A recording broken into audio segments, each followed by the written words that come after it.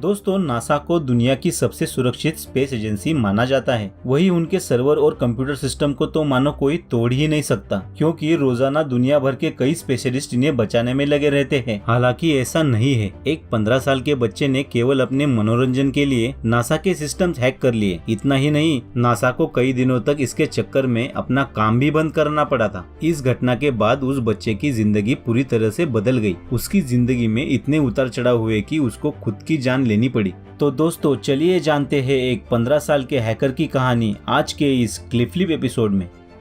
यह बात है साल 1999 की। कंप्यूटर और इंटरनेट का चलन अमेरिका में शुरू हो चुका था। कई युवा इंटरनेट की ताकत को आजमाने में लगे हुए थे। उनमें से एक था जोनाथन जेम्स। जेम्स उस समय महज 15 साल का था और कंप्यूटर की दुनिया को समझ रहा था। कहते हैं कि उसका दिमाग कंप्यूटर के मामले में काफी तेज चलता था, इसीलिए धीरे धीरे वह हैकिंग की ओर भी बढ़ गया। जेम्स ने कुछ वक्त बाद हैकिंग को अंजाम देना शुरू कर दिया। इसके लिए उसने अपना एक नाम भी रखा था, जो कि कॉमरेड के नाम से जाना जाता था। अपने इस नाम के साथ जेम्स ने हैकिंग की दुनिया में कदम रखा और हैकिंग प्रोग्राम बनाने शुरू कर दिए। जिस उम्र में जेम्स के साथी खेलते कूदते थे, उस समय जेम्स कंप्यूटर के आगे बैठकर कोडिंग करने में लगा हुआ था। कहते हैं कि धीरे धीरे जेम्स का हाथ हैकिंग में काफी अच्छा होने लगा था। छोटी छोटी हैकिंग के बाद अब वो कुछ बड़ा करने की सोच रहा था। अब उसकी नजर थी अपने देश के सबसे सुरक्षित नासा के कंप्यूटर सिस्टम को हैक करने की। हैकिंग के बारे में सोचते ही जेम्स ने ऐसे प्रोग्राम बनाने शुरू कर दिए जिसके जरिए वो नासा के सिस्टम को भेज सके। इतना ही नहीं, थोड़े ही समय में उसने ऐसा एक प्रोग्राम बना भी दिया। इसके बाद अब बस बारी थी उस प्रोग्राम को चलाने की। नासा पर अपना प्रोग्राम टेस्ट करने से पहले जेम्स ने उसे एक लोकल स्कूल और एक स्टोर पर चलाकर देखा। दोनों के ही सिस्टम में कुछ ही पल में वह प्रोग्राम काम कर गया। इसके बाद जेम्स उनके कंप्यूटर के अंदर झांक सकता था और उनकी फाइल निकाल सकता था। कहते हैं कि इन दोनों ही सिस्टम में जेम्स ने लोगों की निजी जानकारी निकाल ली थी। प्रोग्राम के सही तरीके से चलने के बाद अब बारी थी नासा के सिस्टम में इसे चलाने की। इसके बाद जेम्स ने सीधे ही प्रोग्राम नासा के कंप्यूटर में भेज दिया। दोस्तों, कहते हैं कि जेम्स सिर्फ सिस्टम हैक करने तक नहीं रुका, उसने नासा के सिस्टम से एक सॉफ्टवेयर की चोरी भी कर ली। कहते हैं कि उस सॉफ्टवेयर की कीमत करीबन $1.7 मिलियन थी। नासा के लिए वह सॉफ्टवेयर बहुत ही काम की चीज थी। इतना ही नहीं, इसके बाद जेम्स के हाथ इंटरनेशनल स्पेस स्टेशन के सोर्स कोड तक भी पहुंच चुके थे। इसके जरिए ही अंतरिक्ष में वह सही से काम कर पाता था। दोस्तों, जेम्स को पता भी नहीं था कि नादानी में वह कितना बड़ा जुर्म कर बैठा था। शुरुआत में नासा भी इस हैकिंग का पता नहीं कर पाई थी। हालांकि कुछ ही दिनों बाद नासा को इस हैकिंग के बारे में पता चल गया। सोर्स कोड से छेड़छाड़ का जैसे ही नासा को पता लगा, उन्हें अपने सारे सिस्टम बंद करने पड़े। माना जाता है कि इसकी वजह से उन्हें करीबन $41,000 का नुकसान हुआ। कई और कंपनियों ने भी कहा कि उनके साथ हैकिंग हुई है और उन्होंने काफी डेटा खोया है। इसके बाद सबको लगा कि ये कोई बड़े हैकिंग ग्रुप का काम है, इसीलिए तुरंत ही हैकर की खोज होने लगी। हर तरह से ढूंढा जाने लगा। वही दूसरी ओर जेम्स को लगता रहा कि उसकी चोरी कोई पकड़ नहीं पाया है।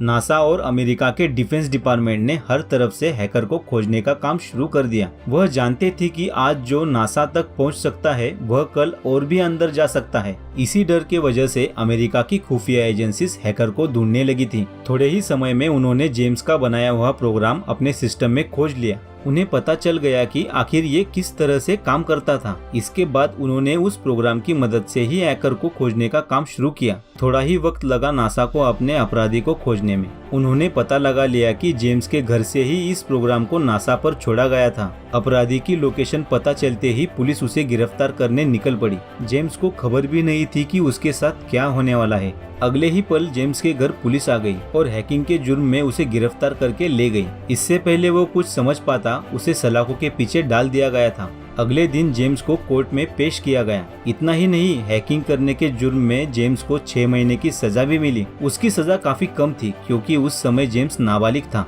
जेम्स अमेरिका का पहला नाबालिग बना जिसे हैकिंग के लिए सजा मिली हो। इसके बाद जेम्स ने उन सभी डिपार्टमेंट से माफी मांगी जिनकी उसने हैकिंग की थी। हालांकि हैकिंग और जेम्स का साथ यही खत्म नहीं हुआ। अभी उसकी जिंदगी में एक नया मोड़ आना बाकी था। दोस्तों, सजा के 6 महीने जेम्स के लिए बहुत कठिनाइयों से भरे थे। उसके बाद से वह डिप्रेशन में रहने लगा था। उसे एक अपराधी माना जाने लगा था। लोगों के आरोपों के चलते जेम्स बहुत परेशान हो गया था। इतना ही नहीं, खुफिया एजेंसियों की नजर हर समय जेम्स पर थी। वह नहीं चाहते थे कि जेम्स फिर से हैकिंग को अंजाम दे। कुछ सालों बाद अमेरिका में फिर से बड़े लेवल की हैकिंग को अंजाम दिया गया। इस हैकिंग का तरीका ठीक वैसा ही था जैसा जेम्स ने इस्तेमाल किया था। जांच में जैसे ही ये बात सामने आई, सुरक्षा एजेंसियों का सबसे पहला ध्यान जेम्स की ओर ही गया। इसके बाद उन्होंने बिना कुछ सोचे ही सीधा जेम्स के घर पर रेड मार दी। ये रेड जेम्स को बिना बताए की गई थी और उसे इसने बहुत हैरान कर दिया था। जेम्स के घर से कोई सबूत नहीं मिला, वह खाली हाथ ही उसके घर से चले गए थे। हाँ, मगर उनका शक इससे कम नहीं हुआ था।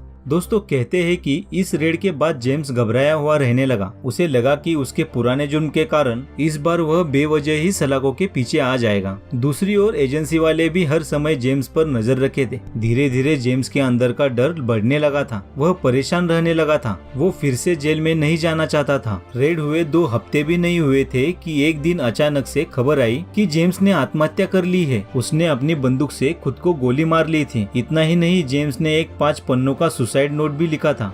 उन पन्नों पर जेम्स ने लिखा था कि उसे कानून व्यवस्था पर कोई भरोसा नहीं है, उसे गलत कामों के लिए दोषी माना जा रहा है, इसीलिए वह अपनी जान ले रहा है ताकि उसके जाने के बाद लोग उसकी परेशानी को समझ पाए। इसके साथ ही अमेरिका के एक सबसे बड़े हैकर का अंत हो गया। जेम्स की कहानी बताती है कि कभी कभी जिंदगी बहुत ही गलत मोड़ ले सकती है। मजाक में जेम्स ने हैकिंग की थी, मगर उस मजाक के कारण ही उसकी जान भी गई। 15 साल की उम्र में जेम्स ने नासा के सिस्टम हैक करके दुनिया में तहलका मचा दिया था। हालांकि यह तहलका आखिर में उसके खात्मे की वजह बन गया। तो दोस्तों, इस बात को लेकर मैं आपको एक सलाह देना चाहता हूँ कि बढ़ती टेक्नोलॉजी का दुरुपयोग ना करें, इसे सही मामलों के लिए यूज किया जाए। अगर आप भी इस बात से सहमत हैं, तो प्लीज वीडियो को लाइक करें, हमारे चैनल को सब्सक्राइब करें और बेल आइकन दबाना ना भूलें। आपका कीमती समय देने के लिए धन्यवाद।